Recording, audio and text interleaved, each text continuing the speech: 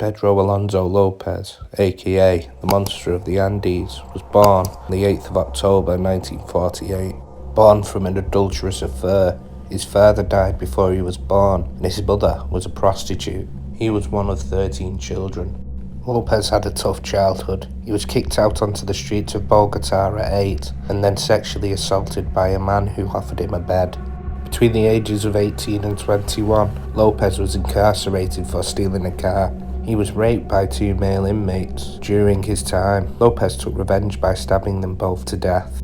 Upon his release from prison, Lopez started his spree of killings. He would travel to Peru, where he would abduct poor young girls, taking them to remote places to commit rape and murder. In the only interview he gave, Lopez shows a window into his sick and twisted mind, as he said he would walk around marketplaces looking for girls with innocence and beauty. Lopez went on to say he would follow them for 2 or 3 days before luring them to the edge of town with the promise of trinkets and presents. Lopez was caught in Peru by the Ayacucho tribe, trying to lure a 9-year-old girl away from them. The tribe wanted to bury him alive, but a missionary convinced them that they had to hand him in to police. Lopez was handed to the police, where he was deported back to Colombia and set free, ready to murder again. Lopez continued his murderous streak, and by the late 70s found himself in Ecuador, where dozens of girls began to go missing. Lopez would kill on a regular basis, sometimes slaying 2 or 3 girls a week for a total of 3 years. Lopez would prepare graves for his victims. Some found had been strangled with such ferocity that their eyes had popped out of their heads.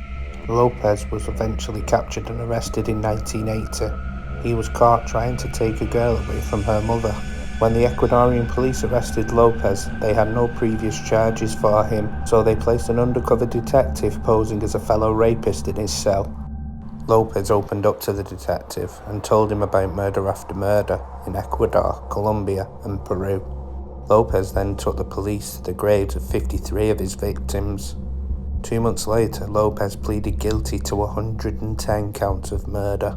Police said that he could have been charged with a total of 350 murders, but it was too complex and expensive to organise between the 3 countries. Because of laws in Ecuador at the time, Lopez only received the maximum 16 years in prison. This was less than a month per victim. There was an unofficial reward raised of $25,000 for anyone who could kill him. Lopez was released in 1999, and to this day, nobody knows his whereabouts.